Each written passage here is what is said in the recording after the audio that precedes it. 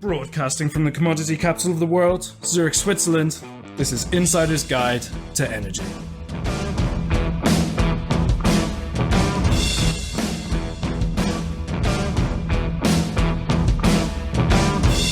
This edition to Insider's Guide to Energy is brought to you by Fidectis. Go to www.fidectis.com for more information.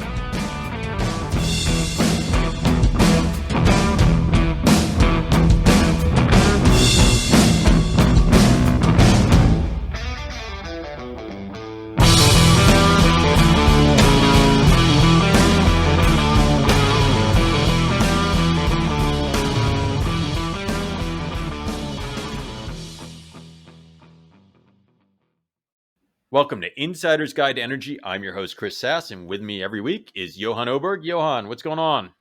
Hey, Chris, it's good to be back again. And finally, down here in Zurich, Switzerland, the spring has arrived, which we tend to speak about the weather sometimes, but it's always related to energy. How are you doing? If you looked at my Instagram post this morning, it was a sunshine over the river, walking up to the office. What an amazing day here. It's nice to have that time of year. And with energy prices where they are, I'm also looking forward to not doing any heating. I had a conversation over the water cooler with a colleague of mine that owns an apartment building, and he was talking about the price of heating his tenants' units had gone up significantly. Yep. And so I think the spring is going to be welcome for our European audience, at least. I don't know in the U.S. if it's quite as big an impact, but certainly is here in Europe.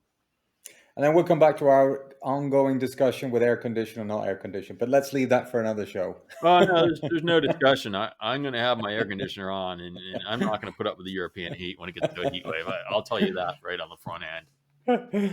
So, well, I think we have a great show. It's going to be interesting. We're fortunate to find someone who is well respected in the energy industry. He's well published, and he's not afraid to share his opinion. So I'm looking forward to having this guest on now. It's kind of a timely topic because some of the things he's written about in the past are things like energy, oil prices, who's to blame for what pricing, and even sharing some of the American perspective on that, which is near and dear to my heart. Is why are things the way they are? So this episode to me is really going to be exciting. No, I agree, and it's spot on time as well, isn't it? When we look at what's going on around the world about the energy transition, not only about what we have discussed a lot on the show, which is the new renewable energy, the new technologies, but also the legacy in terms of the effects of this and how that is playing a part in this energy transition. So I'm really looking forward to this one, and I think it's going to be an interesting discussion and see where it leads us, because it's obviously some controversial topics in there somewhere. Well, it's always controversial. There's always some element of politics in energy. We can't talk about energy. I mean, if I think of U.S. energy policy, I think of the XL pipeline and what the impact could be. And now I think of the energy crisis or kind of the prices in Europe. And geez, I'd love to ship a lot of LNG over here. And wouldn't it be nice to have all kinds of reserve and resource in the U.S. to ship out, so it's good for the U.S. market. But rather than you and I speculate, since we generally talk renewables and things like that, I'm also interested to talk more of an oil basis to see what we come up with. Let's introduce Robert Rapier to the program. Robert, welcome to the podcast. Thanks, guys. Glad to be here. So Robert, I say this in every show, as I have the advantage of our audience at this point, is I know who you are, but the audience doesn't. So would you take a moment and share your background of who you are? Sure. I'm Robert Rapier. I'm a chemical engineer. I've been in the energy business for about 25 years. I've worked overseas. I've spent a couple of years in the Netherlands, a couple of years in Germany, a year and a half in Scotland, working in the North Sea there in oil and gas. And I've worked for big oil. I've worked for petrochemicals. I've worked for renewables. I've done a lot in the energy sector. And currently I write for Forbes as a senior contributor there. I've been writing about energy since about 2005. I started a blog and it kind of took off. And then I got requests from the Washington Post and Wall Street Journal to write editorials for them. And things have really taken off. And over the last, since I started writing, there's been two periods where interest in energy issues really spiked. And it was 2008 when energy prices when the price of oil ran up to nearly $150, and now. And interest is very, very high right now. When people have to pay more at the pump, They want to know what's going on. And so I've been very busy lately doing a lot of interviews, writing a lot of articles, trying to explain what's actually happening. So I guess that opens the can of worms. So oil prices are clearly high. So what's happening? Why so? So several things are going on, and you can trace the roots back to the COVID-19 pandemic. Before COVID happened, oil prices had gotten up to $50, $60 a barrel, and they had recovered somewhat. OPEC had a price war against U.S. shale producers back in 2014, but prices had steadily recovered from then. And just before the COVID pandemic hit, U.S. production was at an all-time high. The prices in the U.S. had recovered quite a bit. Oil producers were starting to make some money, and then the pandemic hit. And in the U.S., we had stay-at-home orders. We had people just stop traveling because of COVID. People stopped flying. People stopped going places. And demand for oil in the U.S. plummeted. And that also sent prices plummeting. We actually saw the price of West Texas Intermediate drop into negative territory. And that's something that had never happened before. And I think a lot of speculators got a shock. I mean, you could have bought $10,000 worth of WTI. And most times, if you buy a stock, you can only lose the value of the stock.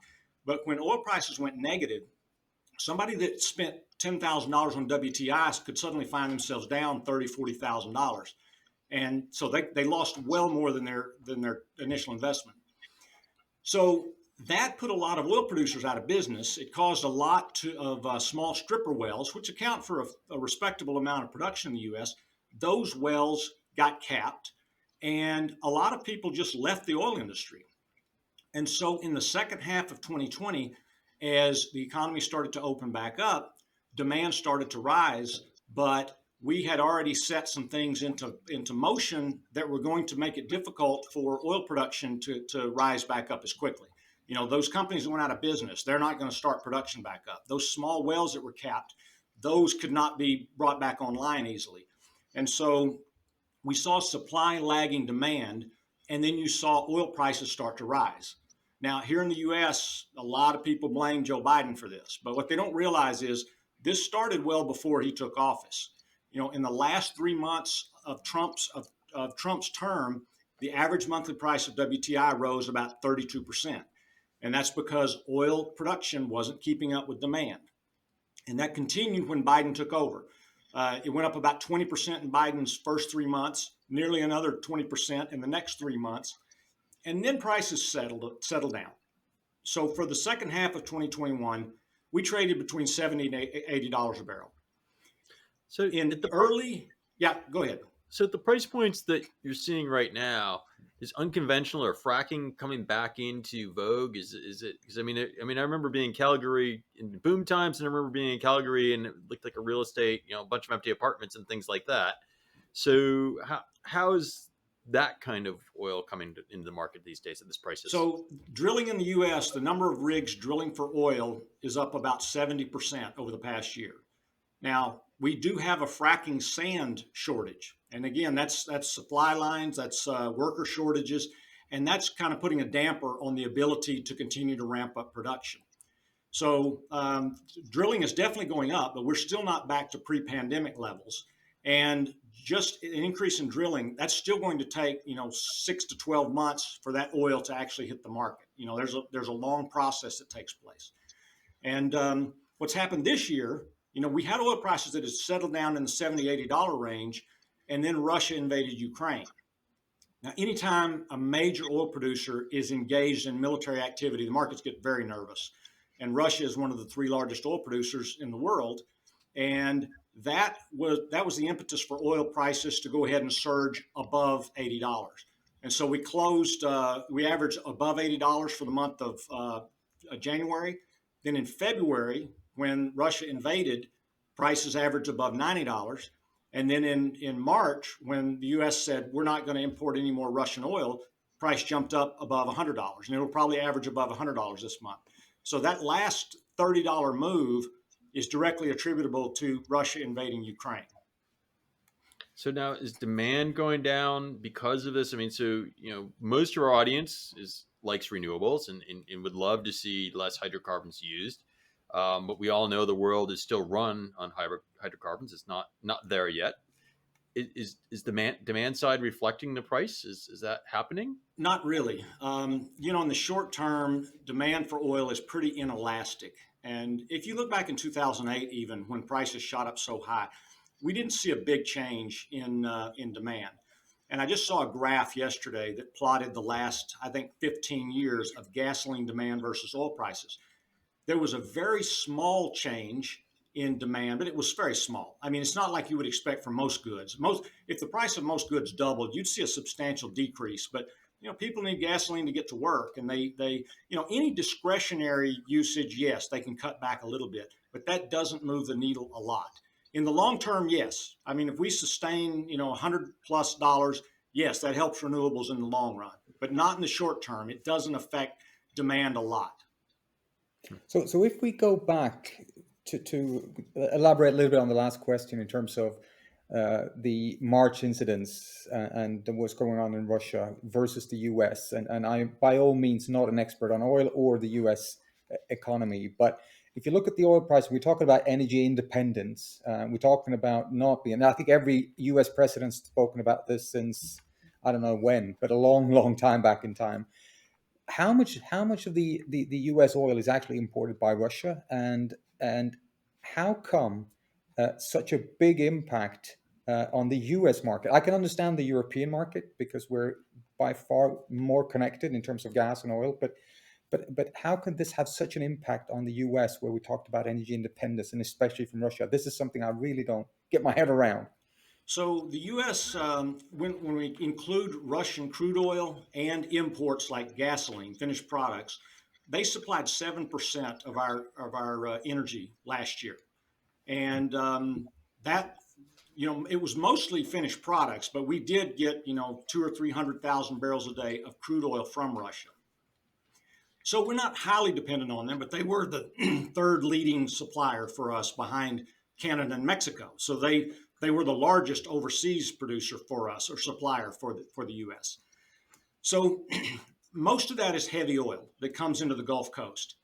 And when President Biden said we're not going to do that anymore, and the oil price ran up very quickly, close to $130. I got a lot of questions. Are we going to 150 or 200? And I said no, because what's going to happen is that's just going to dislocate the flows.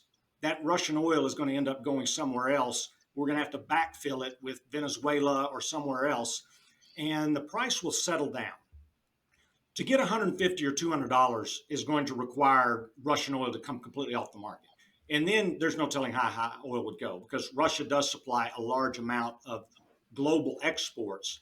And you talk about energy independence. I always tell people, what do you mean by energy independence? Because it's very hard to define. If you mean the U.S. doesn't import any oil, I tell people we will never be energy independent, because we import oil and refined products and then export gasoline. But if you say we produce as much as we use, then the U.S. has been energy independent since, I think, 2019. That was the year that we finally, after 15 years of improvement, we finally in that year flipped over to we produced as much as we used in this year. We still imported a lot, but we exported quite a bit as well. And the final numbers for 2021 came in just a couple of weeks ago, and that was still true. Even though last year our oil production fell sharply, we were still energy independent by that definition last year. We produced more than we used. And so where do we go? So reading the papers today and yesterday, I think your assessment about finding other sources is accurate. I read something about Saudi. I've read something about Venezuela, looking for additional sources. How's this playing out right now, short term? Well, in the short term, it's going to take, U.S. producers are going to have to pick up production a little bit. It's not going to happen quickly. That we do have a bit of a shortage. We definitely have a shortage if oil was at $80. There's not enough $80 oil to meet demand. So, prices are telling you right now that we have a shortage. In the short term, there's really not a lot that can happen. My great frustration is that in the U.S., the administration, particularly Democratic administrations, throw barbs at the oil industry instead of meeting with them and saying, how can we work together to boost oil production? What do you need? What are your problems? What are your issues? Why can't you get production back to pre-COVID levels?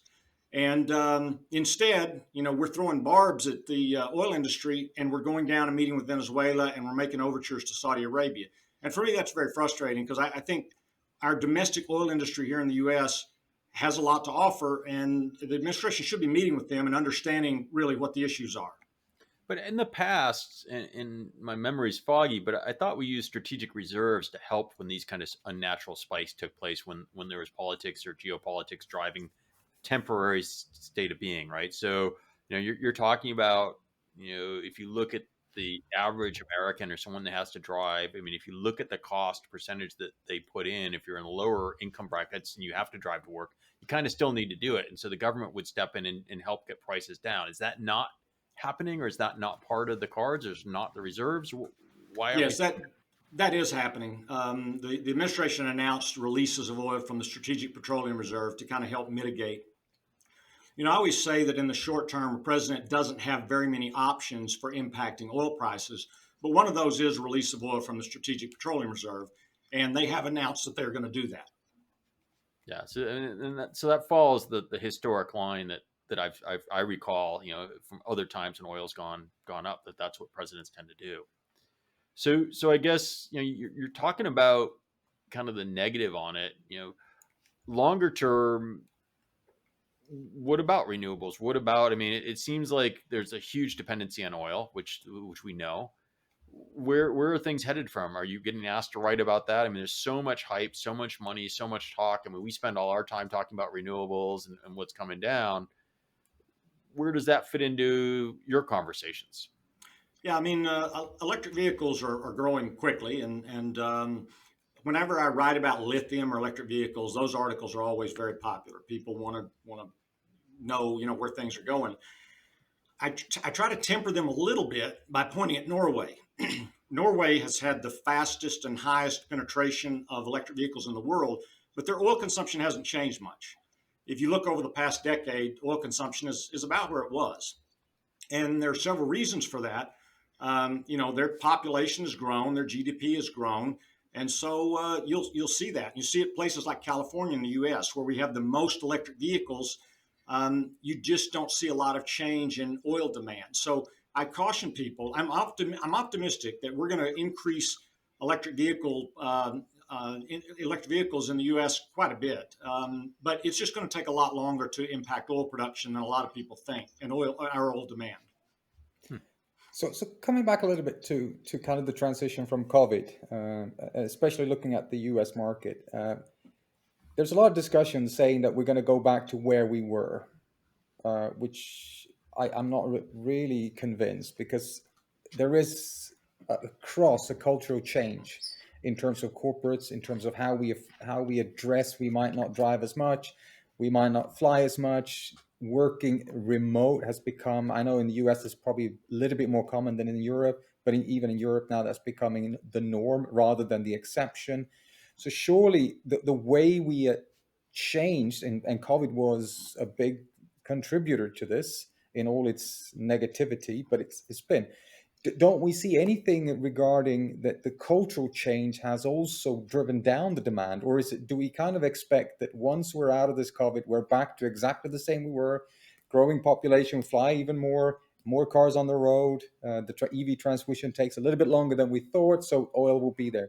I thought the COVID would actually help us to kind of reduce this, not just by energy perspective, but actually in the way we live and work. That is a great question, because I actually wrote an article about this.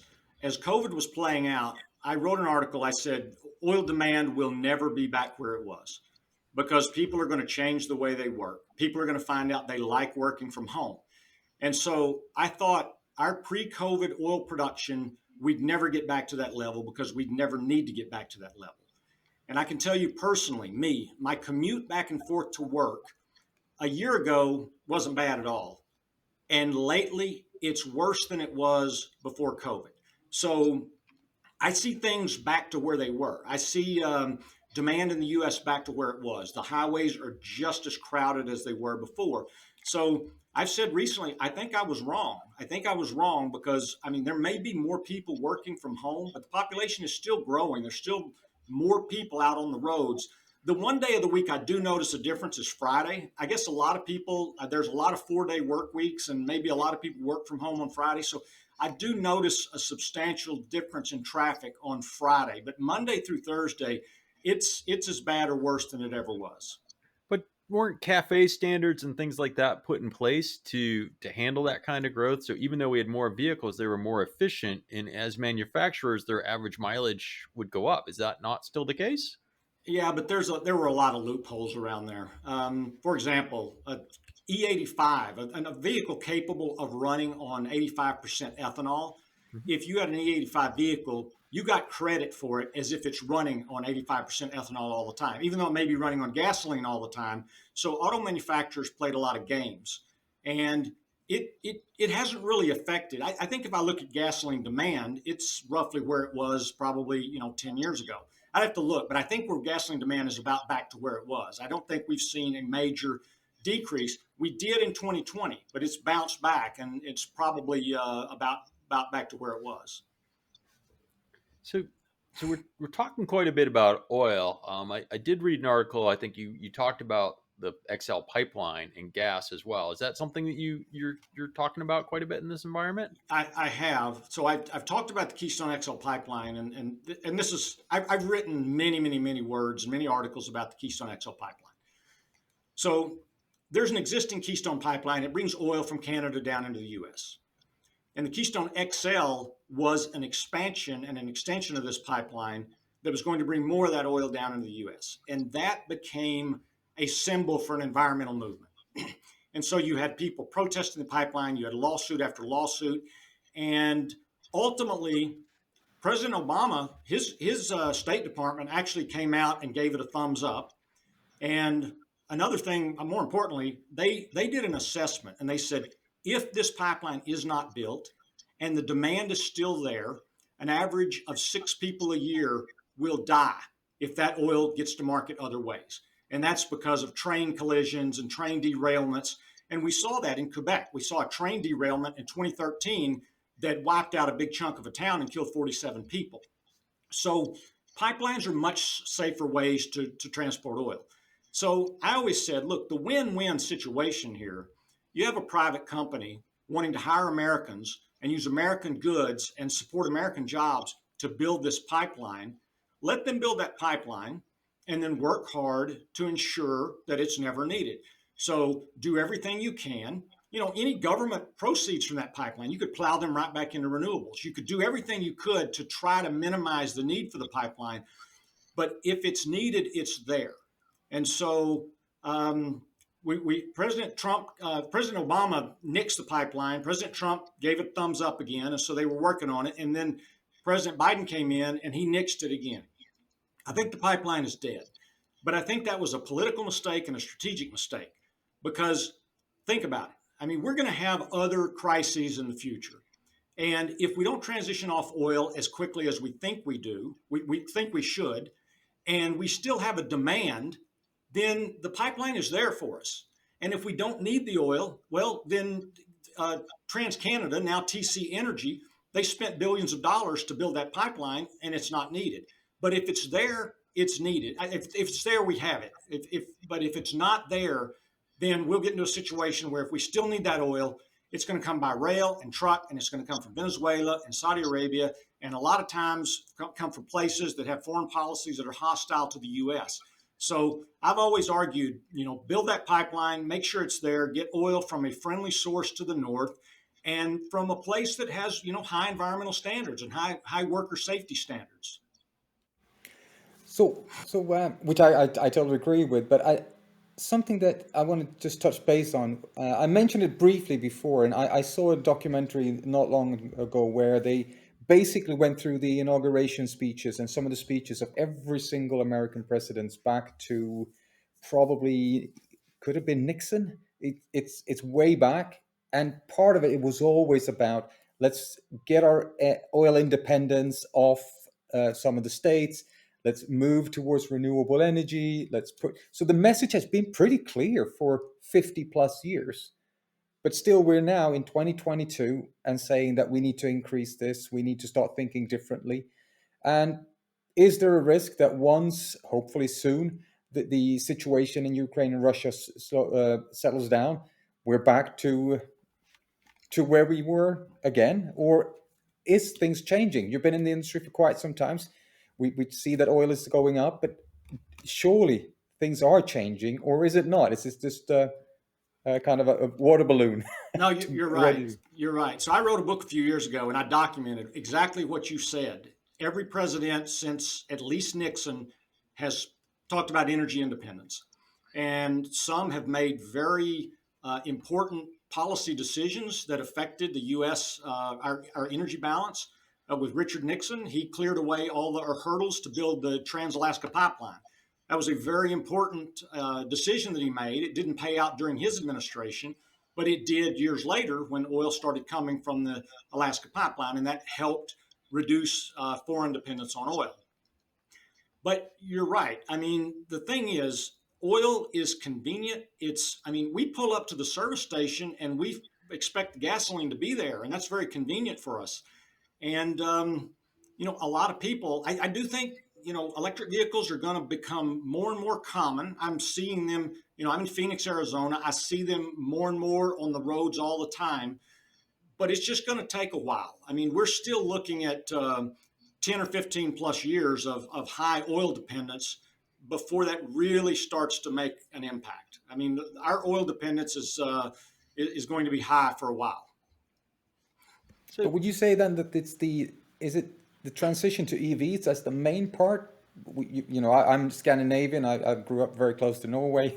Obviously, the majority of my friends drive electric there. They have a different situation, of course. But is it the EV that is pushing? Because we see the OEMs are really transitioned. Just a few years ago, that was not on the cards, but there's a rapid transition. Or is there other things that because otherwise we're in it for a long run? Yeah, I think the EVs will be the most important piece of it. I think for personal transportation, it's going to be EVs that are going to be really important. We do have biofuels in the U.S. We make a lot of ethanol, but it's only 10% of our fuel consumption. So ethanol cannot ramp up and run the United States on combustion engines. I think the electric vehicles, as the range improves, as lithium batteries get cheaper and cheaper. And that's another issue right now. There are lithium supply chain issues that have driven those prices through the roof. So we're used to seeing steadily decreasing lithium prices. And since COVID, those prices have skyrocketed. So, that has helped drive adoption of more and more electric vehicles as they get cheaper and cheaper. But, right now we're seeing a challenge with lithium pricing. So out of curiosity, I don't know if the global or especially the US market, how much of the oil consumption is directly related then to the EVs, or not to the EVs, of course, but to automotive? And because we then start talking about hydrogen for ships, trucks, and all the rest. But how much in percentage? I think it's about 30 or 40%. I think it's something like that. I've seen the number before, but it's not the majority, but it's a substantial portion. All right. So it seems that, so as an American who lives in Europe right now, and Europe has a very different view than, and imagine many of those listening to this podcast, about 60% of our audience comes from Europe, are going to be fairly strong opinion about hearing what we're saying, right? So what I'm hearing you say is, look, oil prices are high. The demand hasn't really tapered off yet. It's easy, it's convenient, and that's where it's going to be. And it's with us for some period of time to come. And yes, EVs may make the future at some point, but we're still a long, long ways away from that. So when I think back about some of these climate change, the COP meetings, and some of these things that are going on, and people are throwing dates like 2030 or 2050, what I don't hear in this conversation is a reality check from North America being aligned to that. Am I hearing the conversation correctly? Yeah, I would say that's probably true. I think everybody or most people recognize the urgency here and recognize that carbon dioxide is rising. And I live in the hottest city in the U.S. and people tell me sometimes, oh, you don't get it. I mean, I realize we need to reduce our fossil fuel consumption, but I also look around and I see it's not really happening. And Phoenix is getting hotter and hotter. I mean, we've had some incredible summers here that have makes it very difficult to grow anything. I've got a garden. I can't garden here in the summer. It just bakes everything out, and it's very, very difficult. I will say this, though, when it comes to carbon emissions, Asia Pacific emits more than something like 2 or 3 times more than the US and the EU combined. And that's because primarily of China's heavy coal consumption. So I tell people, if we really want to get serious about reducing carbon emissions, that is the lowest hanging fruit. China, not building more coal-fired power plants and replacing them with either natural gas or nuclear, and putting in as much wind and solar as they can. And to be clear, they are putting in a lot of wind and solar, but China getting off of coal would do wonders for global carbon emissions. No, I get that, right? And so in the U.S., we had the advantage of having a lot of natural gas resource, right? So we have a lot of gas, and we were able to get a coal really out of the power stream in a way that other countries may not have had that luxury, right? From the U.S. that reduced our footprint a bit just because of that. What about gas markets? Are you focused all on that, on natural gas? Does that come up in your day-to-day writing and talking? Yep, absolutely. And, some of the same dynamics apply there. When oil production plunged, a lot of the natural gas, we do drill for natural gas, but a lot of the natural gas that's produced in the U.S. is from associated with oil. So it's natural gas that came off of the oil production. And when oil production plunged, our natural gas supplies declined as well. And so prices shot up and got very high. Still not to European levels. And so there is a big driver of trying to get U.S. natural gas into Europe. And there are some places over there where there are enough LNG import terminals, but we are limited on our export capacity here. But I think this whole situation with Russia, I think one thing that'll come out of it is Europe will decide we've got to get off of Russian gas. And, through a combination of more renewables and, France may build more nuclear plants. I don't know if anybody else over there is going to build more nuclear plants. But I think Europe is going to be looking to other places for its natural gas. So, Russia can't continue to hold that over their heads. So the gate you're saying from LNG shipments is our terminals to export or terminals to import in Europe, or is it both as part of the gate? Yeah, it's both ends. So we have limited ability to export, although we're building more export terminals all the time. And Europe technically has enough import terminals, but they're in the wrong places. So if they were all in locations where the demand was, then we'd be okay if the U.S. could just continue to build export terminals. But I saw an analysis of this, and it said over all of Europe, there is enough LNG import capacity to replace Russian oil. It's just not all in the right place. There are some places where it's limited, and some places where there's plenty of capacity. But isn't this a little bit of the challenge in general? So we've been running this podcast for quite some time. We have different guests on from different areas in terms of the talking about the energy transition. And it seems that a lot of capabilities, a lot of things are in one way in place, and in one way, as you mentioned here, in different places or not deployed. So, for example, we had talked about the transition to wind, solar, and batteries. So there are a number of reports coming out saying that this will actually, the amount of wind and solar we have with batteries towards this, we don't need anything else. So it feels like we have enough renewable energy. Germany is producing a lot of renewable energy, but we don't seem to be able to catch it. We're talking about the gas, but it comes to the wrong places. So are we producing renewable enough? And it's just that we don't have the infrastructure to distribute it, or where's the catch here? Yeah, I think it's really the batteries, because I mean, I think Germany does produce plenty of renewable energy at times, but there are times when it doesn't produce much at all. And so you have to have enough batteries to be able to last through those periods where you don't produce.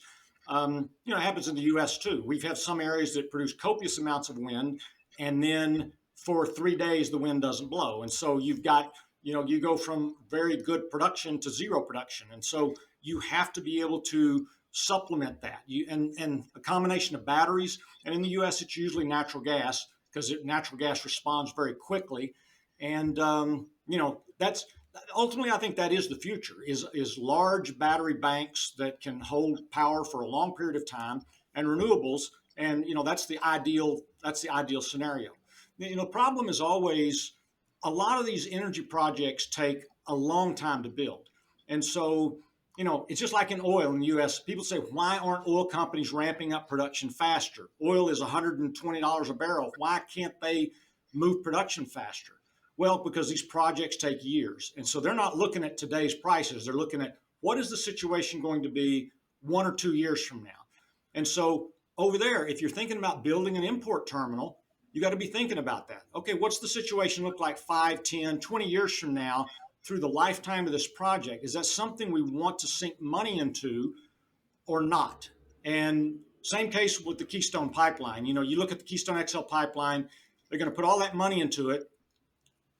The company building it felt like the oil demand will be there. And a lot of people against it said, no, it's not needed.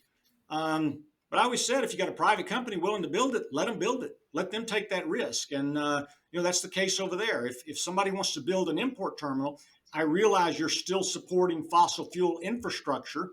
But if you get to the point where it's needed and you don't have it, you may be right back in the situation where you've got to take Russia's gas because that's all you can do. But isn't this a big part of the problem right now? We should have been discussed years ago, but it's kind of mixed messages. So because we have independent companies that drives it, you have old government infrastructures, you have politics that changes every 2 to 4 years depending on what's going on. So, and on top of that one, you have long-term investments, be that in a pipeline, be that in a port, whatever it needs to be done. So the investment here is not really covering in terms of the risk of decisions and in a transition. So how do you address that as an oil company or as anyone else if you don't know and you're used to invest in 10 to 15 to 20 years investment and you have no idea how that's going to be? It puts a chill on investments. I mean, that's what happens. If you know that every 4 years in the U.S. a new administration may come in and be very hostile toward your project, it puts a chilling effect on any projects that take a long time to build. And that's always been the case. And, it's very difficult in the energy business where these projects are multi-year projects. And if we had a consistent long-term energy policy that was consistent across administrations, we could have done better long-range planning. And instead, energy companies are very tentative with their spending because what's the political climate going to look like in 3 or 4 years? And, Keystone XL Pipeline was a good example. It's on again, it's off again, it's on again. And then finally, when Biden canceled the permit, they said, okay, we're out, we're done. And I don't think they will, there's a lot of talk about it in the U.S. because it would have transported enough oil to offset what we got from Russia. And so that was a big deal. But it wouldn't have been built yet. Let me be clear on that. It would not have been built yet. But for the next crisis, for one down the road, it could have been there, but it just shows the difficulty of doing these long-range projects across multiple administrations. So what's the current status on leasing in oil, like oil leases and government land and things like that? Because that changes from political administration to administration. So what's the current culture on that? That's also been a hot topic here in the U.S. because when Biden got elected, oil companies stockpiled permits because they were afraid that he was going to stop drilling in a lot of locations. And so they bought up a lot of permits. And right now, the administration will say, hey, the oil companies are sitting on all these permits. Ask them why they aren't drilling. And the reality is it takes some time to work through those permits. So the leasing is going up. Drilling is going up. I think you'll see oil production going up, but it's not a quick process. And I've said it's not fair to say they're sitting on 9,000 permits. They're not sitting on these permits. They're working their way through these permits, but they did stockpile them ahead of Biden coming into office because they anticipated that he would not be drilling friendly. But I guess The other thing that I know from doing this podcast and being in the energy business is there's trillions of dollars basically lining up for renewables in investment, right? So if you look at strategies from everything from funds to pension funds, folks that are investing, whereas in the past you might found a nice oil major and had that as part of your pension fund. Um, is that really changed as well, the capabilities and the reach, or is it just that there's still enough money in these businesses to build these projects and things like that without having to go to the street for money? Yeah, I mean, right now with oil prices where they are, the oil companies are generating plenty of money to plow it back into projects. And I'm with you. I know there's a lot of money pouring into renewables. I own several renewable investments myself, and I wrote an article in 2007 that said solar is the future. I said eventually we will get all of our power from solar, and it was a little bit of an exaggeration, but it's going to. I think that's where we're going to be 30 or 40 years from now. Almost all of our electricity is going to come from solar, and there's going to be a contribution from wind, and batteries are going to back that up. That's ultimately where we're headed. But in the short term, that's not happening yet. It's growing. But it's going to take some time.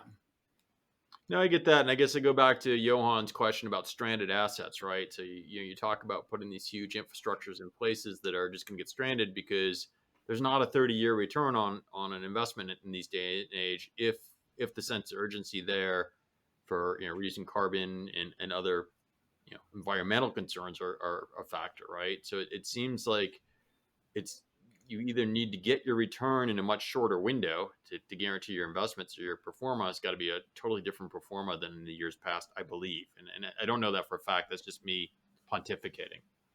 Right. Well, the shale wells do produce most of their oil in the first couple of years. I mean, the production curve, its production spikes and then it falls off dramatically in a couple of years. So they do get back most of their money quickly. But you're right. I mean, they have to be looking long term at reserves. And I know Saudi Arabia is very conscious of this. They're sitting on a lot of oil.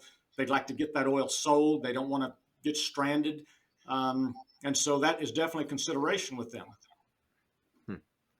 Johan, what questions do you still have? I mean, we've been all over. I think it's been a very, very oil-centric, very North American episode, which we knew it would be, bringing this guest on and talking about it. What are your thoughts?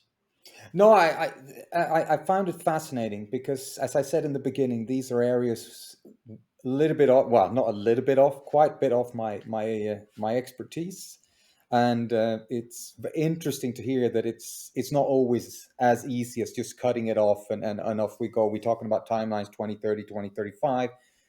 Always a little bit discouraging to hear that it's still growing, but it's not going to be a quick fix. But maybe as building on that a little bit, where do you see, you mentioned solar and you wrote that in 2017, but what else are you seeing as kind of trends against or kind of transitioning away from oil? Where are the big parts? Where are the positive things that we're seeing that actually are happening? Because I think we all agree, as you mentioned, that we need to get off the fossil fuel, and the sooner the better. But can we end on last couple of minutes on a positive note? Where are we heading? Yeah, so I'll tell you a European story here first. I Good. I lived in the Netherlands in 2008 when oil prices shot up to $140 a barrel. And I think petrol prices then went to close to the equivalent of $10 a gallon. And at the time, I rode a bicycle, just like a lot of the Dutch do. They ride bicycles. But I can remember being out one Saturday. Petrol was $10 a gallon, and the streets were absolutely packed with traffic. So it had no effect at all. I mean, it seemed like it had no effect. It's costing people a lot more money. And I think what happens is they still will pay that, and it's just coming out of other parts of their budget. And that's why I'm pessimistic that in the short term, the high prices right now are going to impact us. It's going to impact demand. I just don't see it impacting demand much.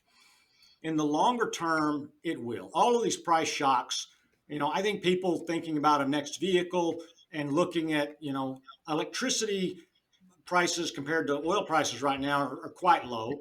And so people have to be looking at that and have to be thinking, well, what's it going to look like? Are we going to have more price shocks in the future? Yes, probably so.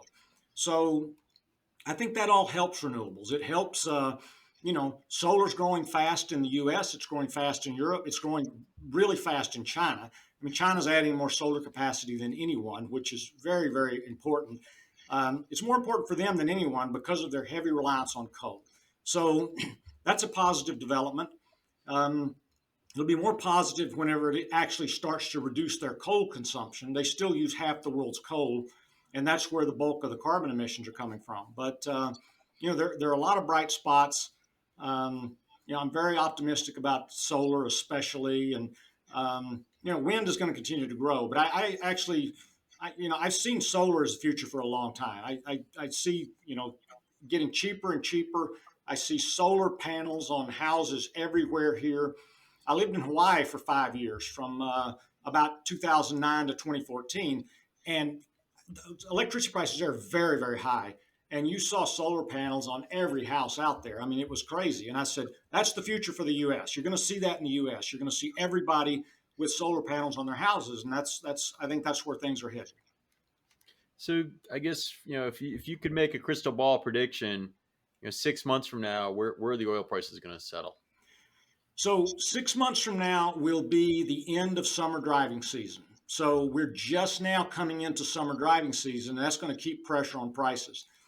It's very, very hard to make oil predictions because I don't know what Putin's going to do, and I don't know what OPEC's going to do.